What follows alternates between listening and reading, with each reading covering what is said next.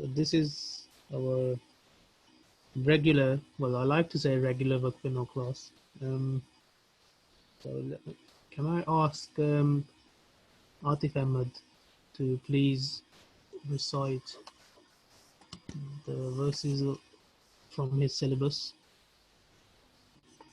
Just have to check.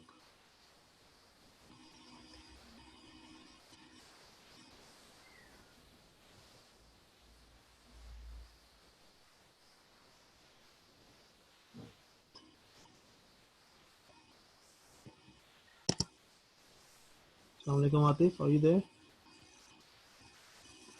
Walaikum assalam. Right. So can you do the tilawat of your? I've got the syllabus open. Do you want me to share the screen, or have you got it on you? Have you got it Yeah, open? yes, please. Can you share it? Okay. Okay.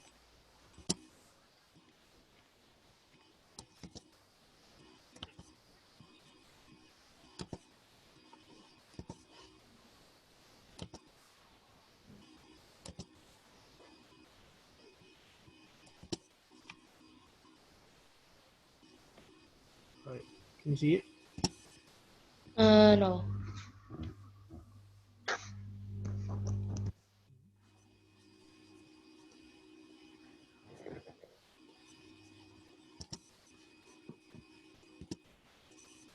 Can you see it now?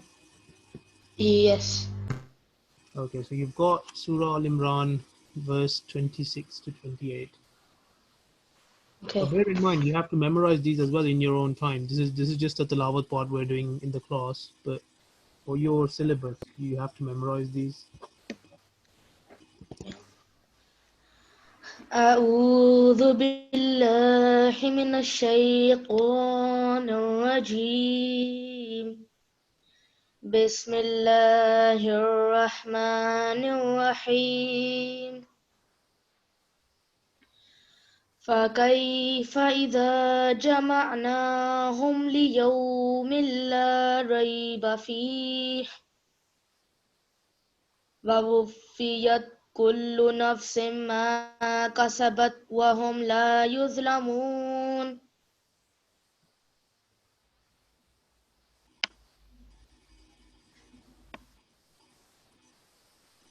And it's 26 to 28, all three of them. You're just reciting, but memorizing is just like one by one. That's in your own time. قل اللهم مالك الملك تؤتي الملك من تشاء وتنزع الملك ممن تشاء وتعز من تشاء وتذل من تشاء بيدك الخير إنك على كل شيء قدير.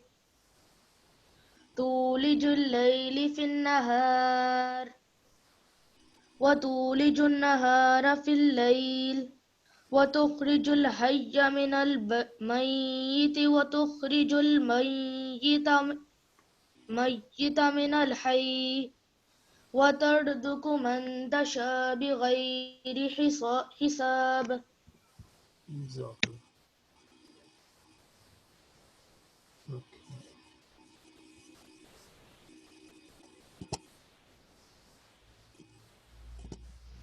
So, have you got anyone else joined in? We got Arham. Okay, Alham is probably in the same age group, so let's see. Yeah. Alham, are you there?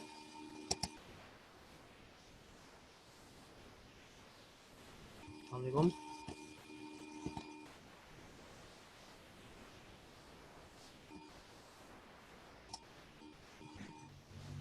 Aram hasn't come back yet.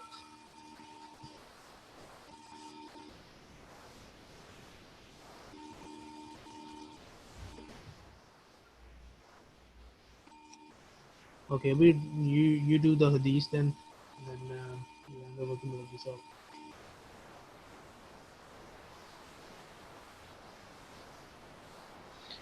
اللهم صل على محمد وعلى آل محمد كما صليت على إبراهيم وعلى آل إبراهيم إنك حميد مجيد اللهم بارك على محمد وعلى آل محمد كما صليت على إبراهيم كما وعلى آل إبراهيم إنك حميد مجيد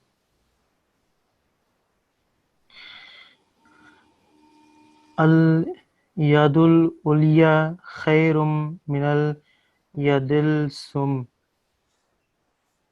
Yeah, this sufla.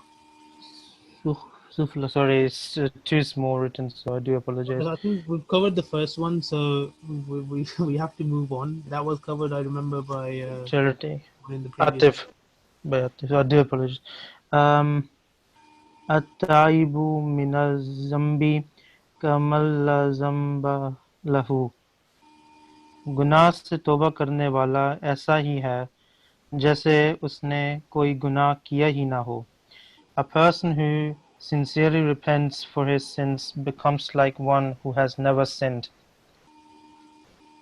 Allahumma barik wa sallim innaka hamidum majid.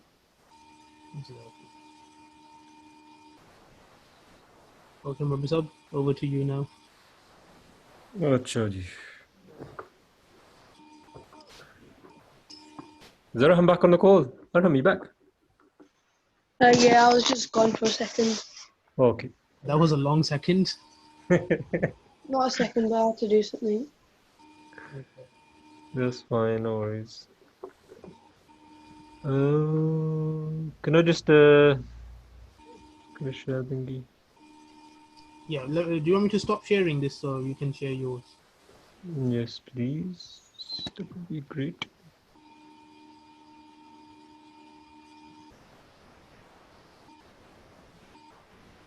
Give me a second.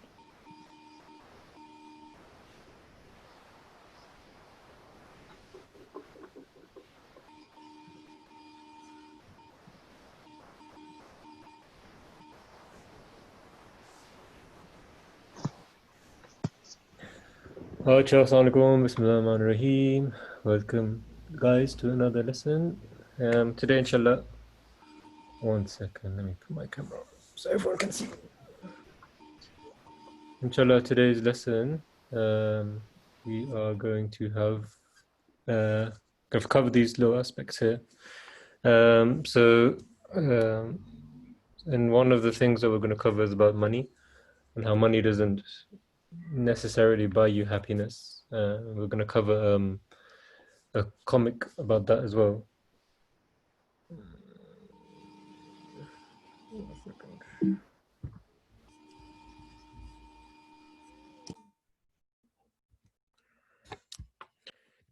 Give me a sec.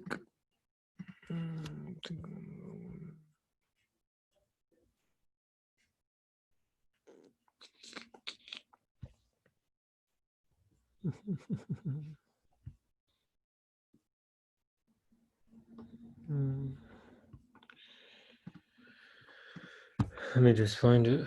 Just doing it now. Excuse the technical difficulties.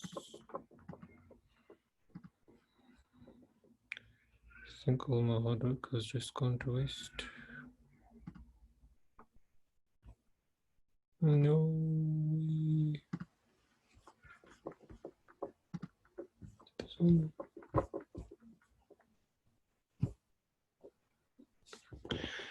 So France, I was gonna have to find it. I was just doing it now.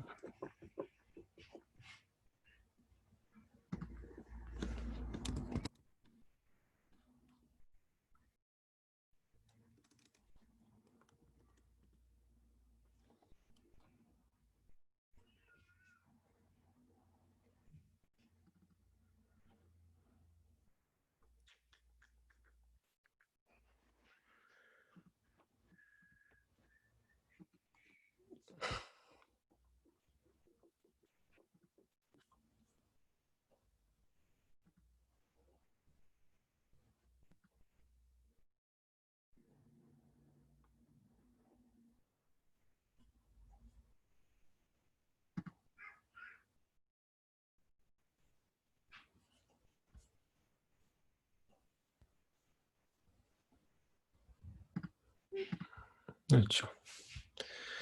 Sorry guys, I'll just put it up now.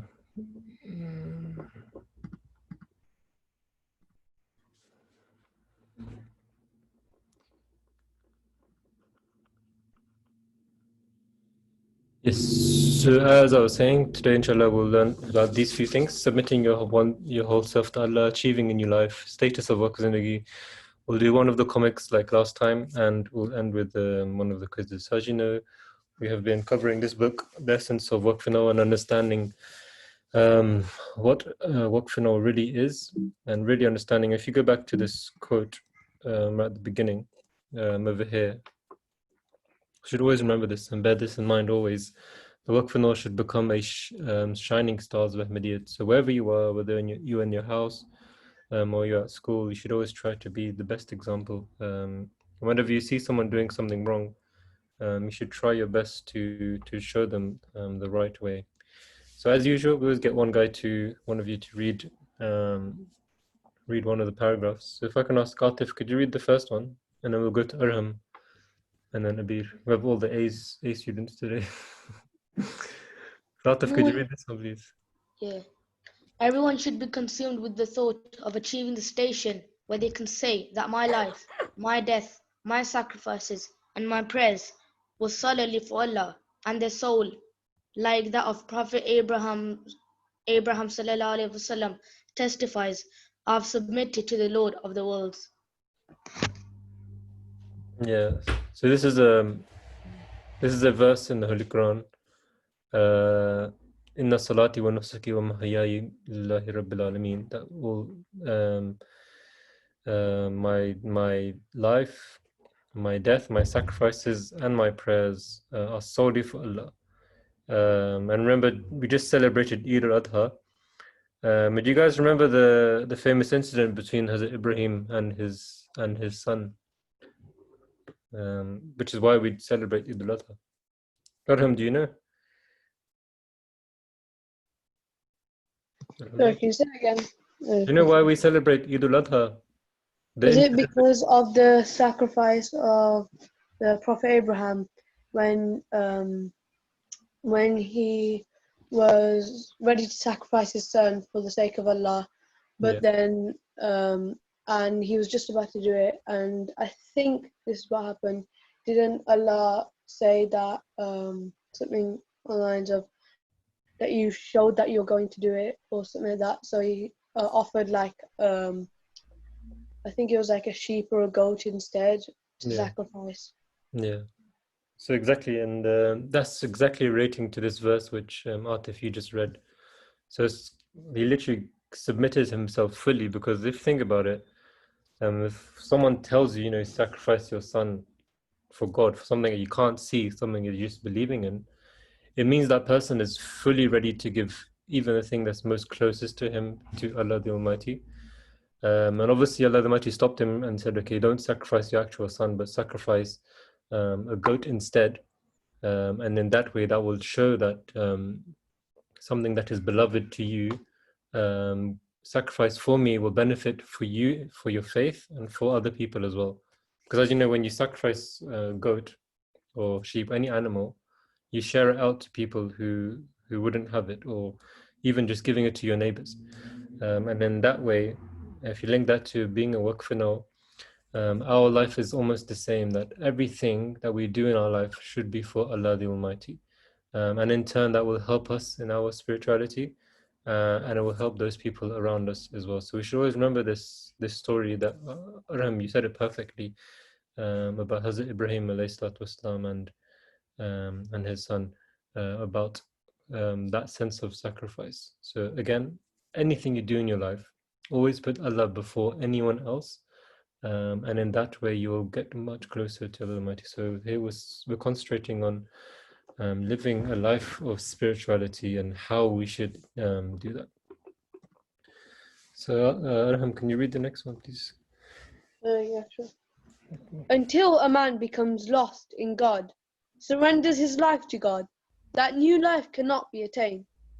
Therefore, those who have a relationship with me observe that one understands the purpose of one's life through This is the foundation and true purpose. Yeah. So again, just linking off back to the first paragraph, what we have to do is try to reach this almost new life. So new life here doesn't mean that we give up everything and just start and just doing the miles all the time. We're just praying all the time. That's not the purpose of what we should be doing. It means that just changing your mindset. So when you can do something good, you do it.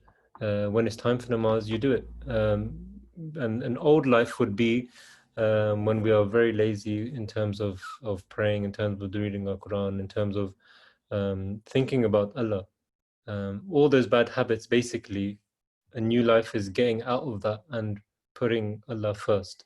And that's what Huzur has explained in this paragraph, which Arham you just read, is attaining that new life of developing that relationship with Allah the Almighty, and carry on doing everything you're doing. You can play your games, you can go out and enjoy your time with your friends, you can get the best job you can, but at the same time, you need to have that side of Allah always being there next to you and always helping you through that. And sometimes what happens is people sometimes they take almost the blessings of the Jamaat when they have nothing.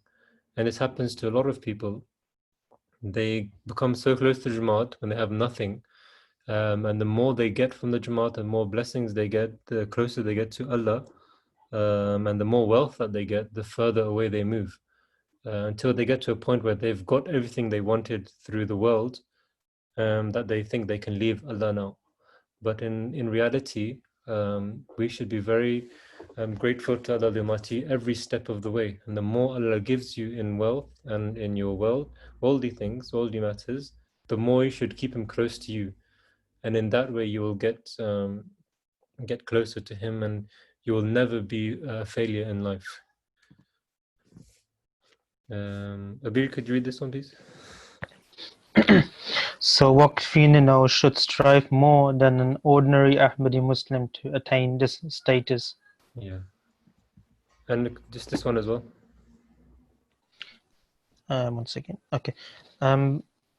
People are entangled in worldly affairs, but even here the Prophet Messiah ﷺ has said that while performing one's worldly duties, one should fear God and give precedence to one's faith. Yeah. So here there's two things. So here the first thing is you have your ordinary Ahmadi Muslim, who again is the best of all Muslims, all people already. But we say the creme de la creme, the best of the best, should be these Waqf special children who are born into such system where we are told that we should excel in all of these things, and everyone should do that already. But we're the ones that should be making sure that it does happen. Where we see other people falling short in some things, we should be always the ones that step up. It doesn't even mean that just because someone might have more knowledge than you doesn't mean he's better than you in any way. Beloved, the Holy Prophet ﷺ always said that knowledge isn't always everything. Having morals is more important sometimes than knowledge, because these days you can see with the Maulvis, especially around Pakistan and around the world, in fact, they seem like they have a lot of knowledge, but according to their actions, it doesn't match. They would say one thing and go completely opposite to what they're saying through their actions. And so that's why sometimes we need to be good in our morals as well. Where we see someone doing something wrong, no matter how much knowledge they have, you see that they're doing something wrong. It doesn't even matter if they're older than you. Huzur always says that even if someone much older than you is doing something wrong, you should be the one to stand up and tell them that they're doing something wrong. For example, one of my colleagues, Rabbi, Huzur mentioned this as well because he wrote it to Huzur, that during Jummah, there were two men who were talking, and it was during while Huzur was giving his khutbah on TV, and the Murabbi stood up and told them, you guys have to be quiet because Huzur is speaking and it's very disrespectful. And so instead of the two men listening to the Murabbi, they turned around and said, you sit down, you're much younger than us, we are talking about Jamaat affairs, so we're allowed to do it. And so straight away the Murabbi wrote to Huzur and said, this is what happened. And so Huzur wrote back and said what the Murabbi said was perfectly correct. And no one has the right to ever go against what Huzur is, when Huzur is talking. No one is allowed to be talking, and no one can justify why they are talking. And so when any one of you sees like something like this happening, you have the right, doesn't matter how old you are or how young you are, you are allowed, you have the right to stand up and say this is wrong. And nothing will ever like no one will ever go against you in that. And even if they do, Allah the Almighty is on your side, because you know that you're doing something right. So again, always give precedence to faith, and always be that example in the room, whether it's with your families or with your friends or anywhere else. Just stand up and say this is wrong and we shouldn't be doing this. And that's how we are going to be better than the ordinary. And the ordinary is already amazing, but we need to be even more better than them. Going back, Atif, could you read this again? Yeah. Others also waqf themselves for the sake of faith, and not everyone can do waqf. Allah has also mentioned this when stating that there should be a party from amongst you who acquires religious knowledge and informs others about it. Yeah, so this is also referring to it's not just waqf and all, but you know how some people they become waqf zindigis. Waqf zindagi is basically when you weren't born waqf and all, but you want to give your life for the Jamaat. For example, people in MTA right now, a lot of them are not waqf and all, but they wanted to give their life for the service of the Jamaat. So you can also do that. It's almost like you being employed by the Jamaat, so you can do waqf and you can be employed and start working full-time for the Jamaat. So that's also an option. So again, there's another category which Jamaat has opened up for other ordinary people to give their life for the Jamaat, so that they can also try and be in this category. And during the time of the Holy Prophet ﷺ, a lot of people fell into this category. Many people, when they accepted Islam, they wanted to give everything. The majority, in fact, wanted to give their whole life for the Jamaat, for Islam, and they would do anything that the Holy Prophet ﷺ told them to. They would go as messengers, as murabbis. They would go to different places. Hazrat Musab bin Umar, for example, who was the first missionary of Islam, the Holy Prophet ﷺ would send him and teach people about the Quran and Islam and everything. So this is a tradition, because people say that our Jamaat has started all of these new things, but in fact we're continuing in the same footsteps that the Holy Prophet ﷺ had left for us, and the same traditions that he practiced, we are also practicing. Lastly, Arham, could you just finish off with this one? Jazakallah. Yeah, sure. What for now should raise their level of spiritual contentment. They should significantly increase their level of sacrifice. Do not think that due to our weak financial situation, our brothers and sisters will think less of us, or our partners will not give us the attention that they are giving to others. It is paramount that parents should never entertain the idea of valuing a waqfin's life less than others. Rather, they should consider the station and status of waqf zindagi to be very lofty. Waqf zindagi should always consider themselves to be the lowest people in the world. Arham, do you understand what you just read? Like, can you just explain a little bit? No, I mean, I read a lot. I just read it without really thinking about it. Yeah. Okay, let me just tell you, and then I'll ask you what you think about it after. So basically, in this one, there's two things. There's how people see you as a waqf and how you see yourself as a waqf. So firstly, how people see you as waqf. Huzur is basically directed the attention towards them first. And he said to them that they should never think that you are less than anyone else. They should never think that because they've given you for the sake of religion, for the sake of Allah, that you aren't going to excel as much as someone who's not waqf, someone who's just going and doing what every ordinary other person's doing, with getting a job and everything. In fact, you are much loftier than even them, because you have both sides of life. You have you're working for Allah, but you're also working in the worldly sense as well. So you almost have both hand in hand, both things. So never think that you have anything less. At the same time, how you should see yourself, you should never think that you are better than someone. You should never think that my status is much greater than yours. The Holy Prophet ﷺ, was someone whose all his sins were forgiven, and the person who would read namaz the most. The companions even would go to him and say to him that, why are you praying so much? You have already been guaranteed heaven. You've already been told that you are going to the highest heaven. So what's the point of you praying? And he simply replied in a very humble way.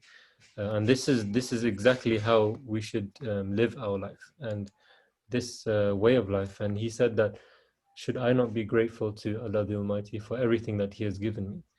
And so if we keep that in mind, that will always humble us, that will always keep us our feet grounded, and never make us arrogant or make us think that we're better than anyone. And so once you develop that habit, once you understand that, you will be successful in every single way, and you will never ever trip, you will never ever fail, and you will never ever make Allah the Almighty unhappy. So do you understand that now, Arham, after listening to that? Yeah. So that's simple, because in school you get that a lot. I remember when I was in school, you would always have different categories of people. You would always have, we would call them preps. So preps were always those students in our school where they knew that they were a bit more elite than others, because they would always be either in the highest set, or they would think they're more intelligent than anyone else. But us, we were brought up in Islamabad. We were all the only Muslims in our school. We never thought that they were better than us, and we never thought that we were better than them. But alhamdulillah, whenever we would see our grades, we would always get either the same or much better than them, because we would always pray to Allah. We would always ask Him to elevate our status, elevate our results, even though we know that we aren't as good maybe as them. But at the same time, we never thought that we were better than them. So again, you'll see these examples everywhere in life. Wherever you go, wherever you work, wherever you stay, wherever you live, you'll always see people of different statuses. But always try to excel in your spirituality. That's the only way that you'll be able to get the success that they are getting, but even more. That's about it. Jazakallah for watching that. Arham, Atif, really good, and Abir as well. Again, these are Ismail magazines. Really good stuff to read over. This one's from July to September 2018, but we have covered already a few of them already. This is some of the content which you find in them. So now we're just going to read one comic. I know, Jahid, you just joined, right? Are you on? Yeah. Jahid, could I ask you if you can read it? That's a bit small, but could you just go through the comic, please? So in this comic it's about money, and we talked about it at the beginning that it doesn't always buy you happiness. So we'll just read through this now. Jahid, could you read it, Okay. please? Yeah. Let me just zoom in of my screen. Yeah. Okay. Musawwir and Halil were neighbors. Musawwir was a poor farmer. Halil was a rich landlord. Musawwir was a relaxed and happy person. He never closed doors or windows of his house at night. He slept peacefully, never seemed to worry. Although he had no money, he lived a peaceful life. Halil, however, led a very tense life. Out of fear, he could always close the door and windows of his house at night. He was able to enjoy a good night rest, always worried that someone might break open his safe and steal all his money. He invited the peaceful Musawwir. One day, Halil called Musawwir over and gave a box full of cash. He was filled with joy throughout the day. Night came. Look, my friend, I am blessed with all this wealth, but I can see you don't have much. So please take this money and live a happy life. Uh, but still, he could not sleep. He was restless. He chose to keep the full box of cash close to him. No, no, okay. But throughout, I'm too down. Okay, I shall start again. Musawwir went to bed as usual. He went and closed all the windows and doors, but he still could not sleep. He was restless, and he chose to keep the box full of cash close to him. Out of fear, it might get stolen. Finally, morning came. Musawwir took the box of cash and returned. 1 second. And returned it back to Khalil. My friend, yes, I may be poor, but your money took away all happiness from me. Please take back your money. And the moral of the story? 1 second. My screen is glitching. It's okay.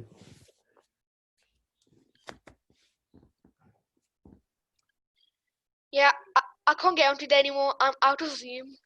I'm off Zoom. Okay. Yeah, I can't read it. Adam, can you read it? Yeah, sure. Yeah, go for it. It says, money cannot buy everything, especially happiness. You must learn to be happy with the things you have, I'm back. and you will always be happy. So I guess that's a very nice story of someone who lived a very relaxed life, and the moment he was offered money, he felt very tense and he couldn't look after it, and he lived a life of restlessness and couldn't sleep. And that shows that you can be content with the little things that you have, and sometimes when you are given more, it gives you like a life of imbalance. And so this is such a vast topic about how much happiness money can give you. I think we spoke about it last time as well. But it's just a nice little story of being happy with what you have. And sometimes you will see that sometimes your friends will be getting more things than you. But and sometimes when you do, you pressurize your parents to buy something, and you tell them, I want this thing, I want that thing. Eventually, when you do get it, that happiness doesn't last very long. You can give the same example when new phones come out. This is how companies are working now. They try to push people to be the most advanced people, to have the latest things, and they bring things out every year. So that thing which you got just last year, which is very good, all of a sudden there's something which is a little bit better and much more expensive, and it makes you think that I don't have the best thing right now, so I have to get the next best thing. And so the happiness that you had in the previous year almost vanishes. And so in that way, you should always try to be humble and look at the things that you have, and instead of wanting more, try to give more, try to help other people more, and that way you'll find true happiness, because the happiness which you find in worldly things is very, very limited. Saying that, money does buy you happiness in different ways. And can you guys think of some ways? Atif, how could money bring you happiness for you? Okay. So basically, Not just money, anything, like any kind of wealth. How would that make you happy?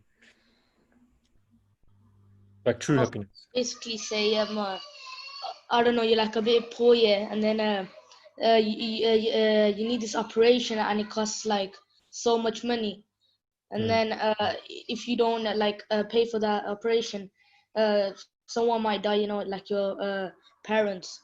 So if you have the wealth, then you can pay for the operation, and you know they can still be alive. Yeah, that's a really, really good example, actually. Arham, what do you think?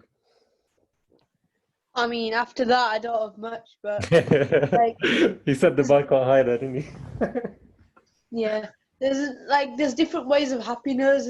Happiness where like you enjoy yourself. Like, I don't know, money can buy you going to a theme park and stuff, or maybe like let's say if someone like did something like really well and nobody was getting them anything, and they maybe wanted something, like they never asked for it, but they wanted something as a present, and you got them it, then in that way, money can buy happiness. Yeah, that's a really good example as well. Jahid, what do you think?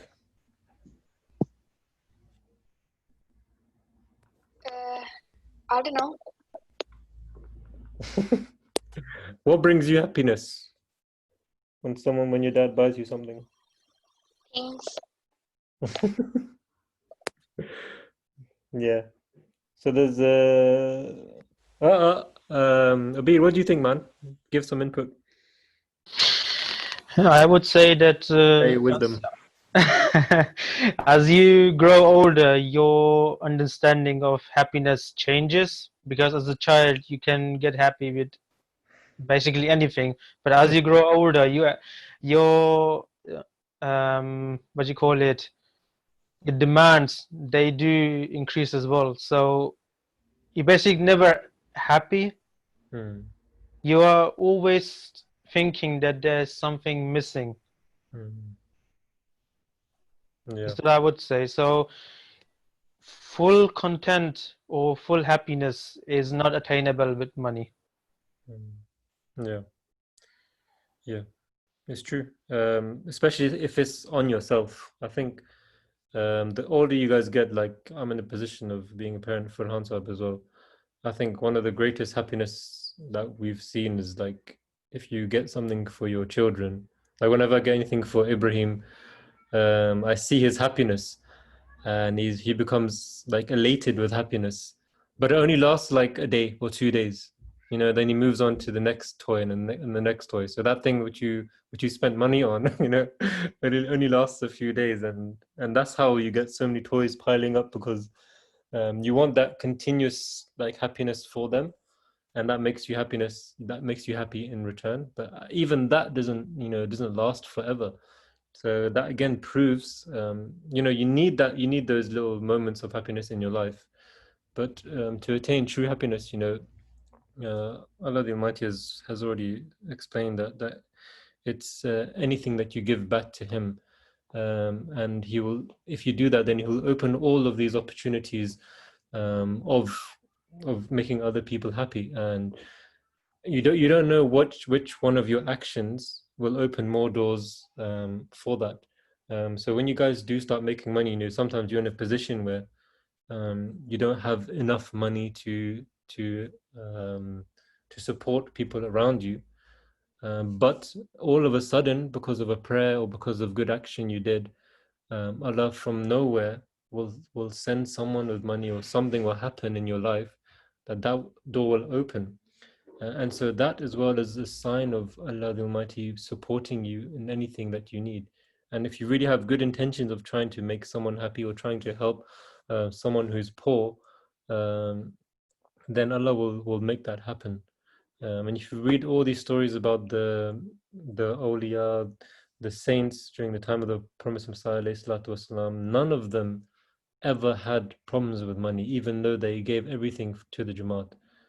Even when you read about Hazrat Abu Bakr or Hazrat Umar, who gave half his wealth, or Hazrat Abu Bakr who gave all of his wealth, never a time will you read that they had ever had any financial problems. And that is because they gave everything to Allah the Almighty, or anything that they did give. Say, even if you're buying something for your brother or brothers or family or parents, if you just do it and say to Allah before buying it that, I'm buying this for their happiness because you have told me to, then Allah will be very pleased with you, and He will bless your wealth.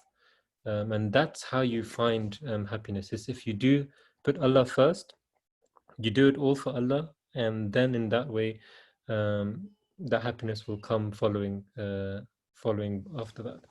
So yeah, that's a very interesting topic. Jazakallah for your input in that.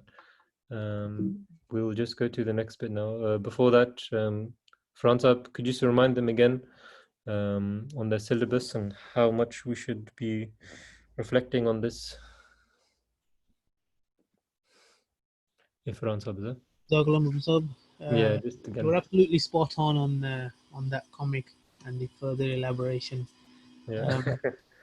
I think it's happiness. You have to define. Everyone has a different definition of happiness. Whether it's when you're a child, like when you're a young age, like these young work they have a different definition of happiness compared to what we think what real happiness is. So it all comes down as you grow up, like Abir said. Yeah, so I think true happiness is when toys, games, staying up to date with technology and whatever. That is momentarily, like, it keeps changing, and then you desire for even more. That's absolutely right. Yeah. True happiness. Imagine if you've got lots of money. Yes, you can buy all those nice cars, big house, all materialistic things. They will make you happy for some time. But imagine spending something to feed the poor, or you walk on the street and you see a homeless person, not a drunkard, but just a genuine needy person, and you help them with your with your cash, or with your you've got which you want to spend on something else. You do feel happiness inside you. So that's another way of being happy, and get happiness with your money. Yes. With regards to syllabus, yes, I do have shared the syllabus for the local Ijtima as well on WhatsApp group. So Ijtima will be happening sometime in October. I'm going to confirm the dates in future, but it will definitely has to be in October sometime. So I believe everyone who's here in the class and otherwise they have received the Ijtima syllabus. But with these part 1, 2, and 3, it's all up to your whatever age group you fall in. You just open the syllabus. There's first 6 months, second 6 months, and you have to like memorize stuff as well. I'm pretty sure all young they are aware of this, and if if their parents don't make a routine for them, they should tell their parents, okay, this is my syllabus, and I have to learn this. Can you help me do this? So get your. I know dads are normally busy with work and stuff, but it's usually the moms who help them learn, and uh, with syllabus and stuff. But other than that, yeah, and that's pretty much it. There you go. Make sure you guys just do that. It's just one click away. If you don't have a phone, just use your parents or use a laptop.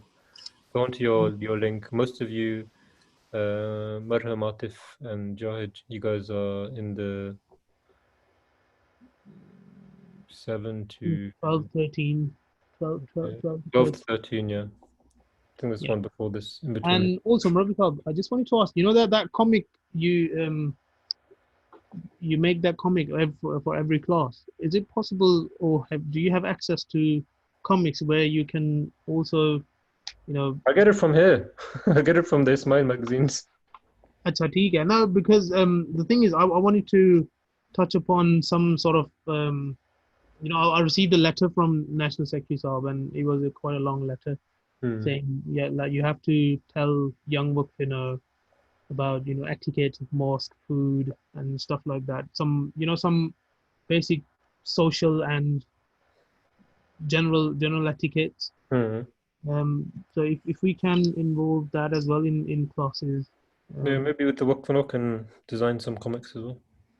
Yeah, I was planning to ask them like verbally, but if someone from our young Waqf they can come up with sort of maybe one slide to say, okay, how you should eat food, or how you should behave in the mosque and stuff like that, and then we can elaborate on that. Yeah, just ask one of them to do it now. They'll do it next week. Yeah. So I mean, I want to cover for example, let me just open my what's it? What tab? Shouldn't be too hard. Right, let's pick 3 areas. So say, where is it? Okay, etiquettes of mosque, that's 1.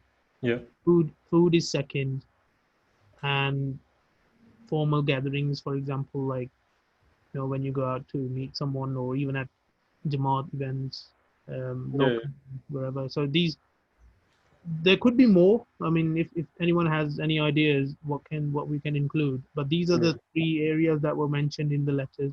So there's three young ones now. So give 1 to each of them. Yeah. So I would want uh, etiquettes of mosque. So if I can allocate that to Jahid. I mean, I'm not saying I'm not allocating just. I don't want to make you feel that you lack in that area. It's just a random mention. I don't want to make any of them feel like he's giving us food because maybe we don't eat properly, or we don't. No. Yeah, guys, don't get me wrong, guys. This is purely for learning outcomes. So just don't get me wrong. No. Right, Jahid, are you with me? Yeah. So you're gonna have to come up for your next class. Just gather some information on etiquettes of mosque and how you should behave in the mosque and stuff like that. Who else have we got? Okay, we've got Arham and Atif. Arham can do food, yeah? Arham, are you okay with that? Yeah, that's fine with me. That's perfect fine with me. And formal gatherings, Atif can do it. Okay. So just you don't have to go essay, and you just come up with something really fun, like Murabisab comes up with comics and things like that. So just gather some information from even Jamaat website or from Khutbat, Hazur sermons, and Okay. I'll send you guys some stuff, some information as well. So yeah, just make some bullet points if that's easier. So you can make a bullet point and then you can talk about it, like elaborate it, what your understanding and stuff like that. Is that okay? Yeah. So that's sorted, and we'll have that for every class because it's not just one-off. You guys gonna have to like that will show your research skills, how far you can go on the same topic for next coming, I don't know, 3 or 4 or 5 classes, and so we'll be looking forward to that. Yeah. So we can close this class now, so everyone they can go and have dinner now. Murabisab? sorry, one sec. There's still a quiz to do. Oh, there is 1 quiz left. Oh yeah, so if anyone has any questions, they can just give us a shout. Give me 1 second. Yeah, someone's at the door. 1 second. Bhai. G. Where can I get the hard copies of the syllabus? Hard copies. Yeah. The center has some hard copies, but they can post it out to you. But they normally say it's the same ones that you have online. So why do you want to waste paper? Just get online or print at home. We need the hard copy. My dad said. Yeah, that's what I'm saying. You can let me see how many pages you're in year. What year are you? 7 to 15. Huh? 7 to 15. What do you mean 7 to 15? Oh, part 2. That's part 2, 7 to 15, 15 to 21. Achha. Okay, if you can, let me share the screen.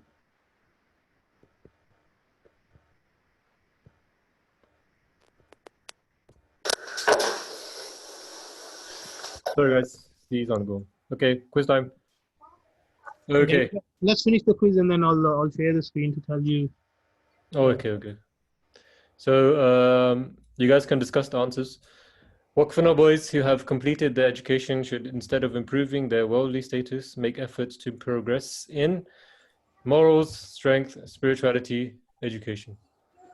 I think spirituality. Yeah, I agree with them there.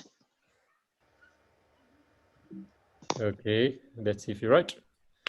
Bang on, Jazakallah, well done. Next question. Look upon one less fortunate than you regarding material wealth, and look upon one more fortunate than you in spirituality, so that instead of progressing in worldly spheres, one makes efforts in progressing in spirituality. Which one of these prophets said this? Oh my God.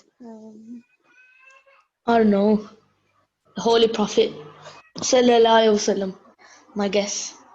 Just because I don't want to agree with Atif, I'm gonna go Musa alayhi salam. On our 50-50. Okay. You can agree with Atif. You don't have to always. I'm doing it as a joke. It's a team effort. Okay.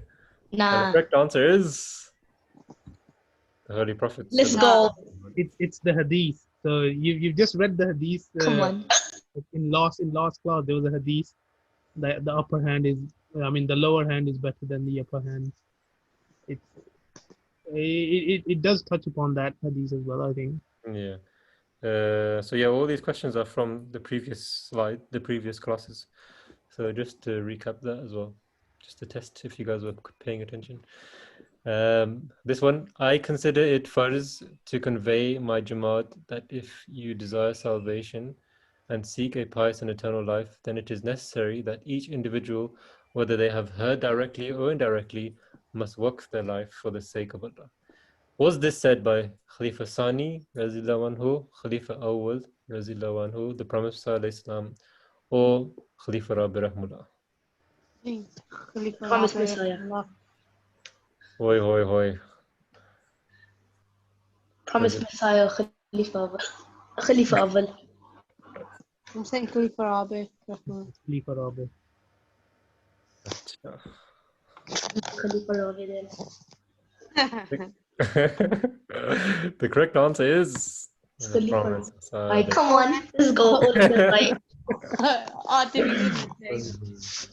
Next time I'm going to put all your names and see which one of you answers what.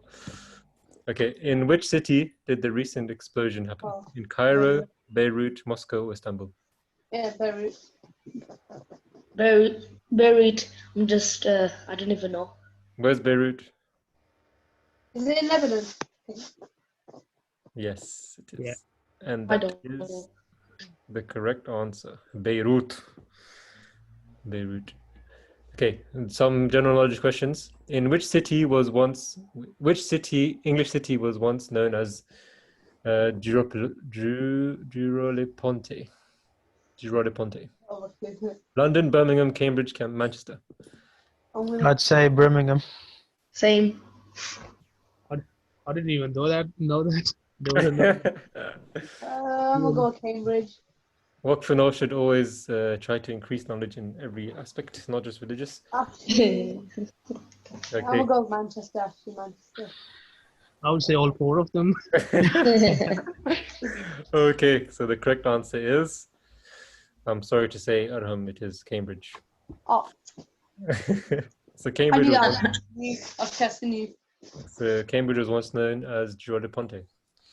Okay, in bowling, what is the term given for 3 consecutive strikes? Strike that's out, duck, fish in a bowl, or turkey?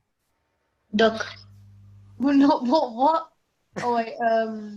In bowling, what is the term given for 3 consecutive I strikes? think it's turkey. Same. It's a turkey. Turkey, it's turkey. Okay.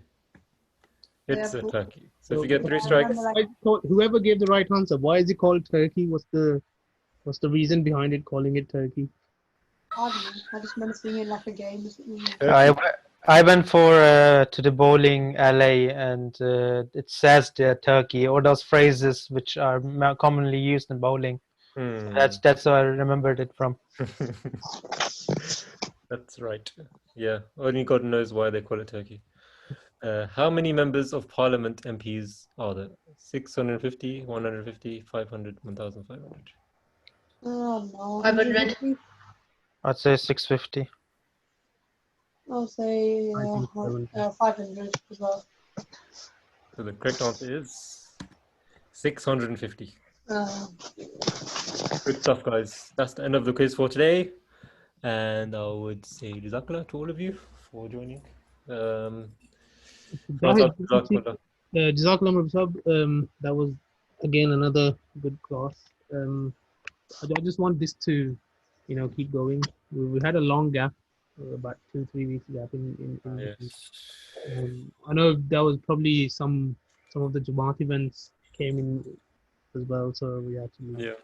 classes. But inshallah, I think we'll have to see if we can do it on Sundays as well, or because weekdays I'm not always free at this time. Luckily today I finished work early.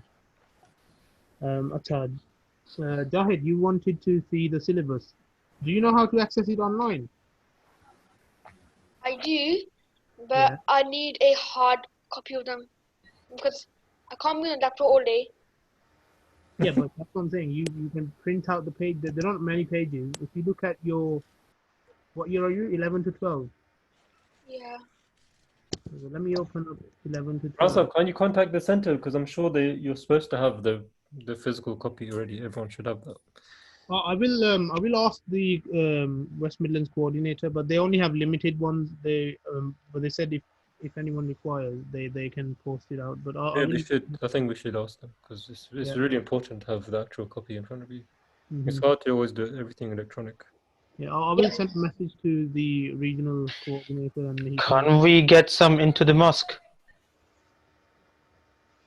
What? So you Yeah. want hard copies at home and in the mosque? No, to the mosque. मस्जिद में मंगवा लें तो उधर से distribute कर दें. Just tell them how much you need, and then we don't have many Waqf now anyway. And see if they can, send them Yeah, out. yeah. I can ask as well. We should get it as quick as possible. Yeah, I'll just send Mazhar Saab a message.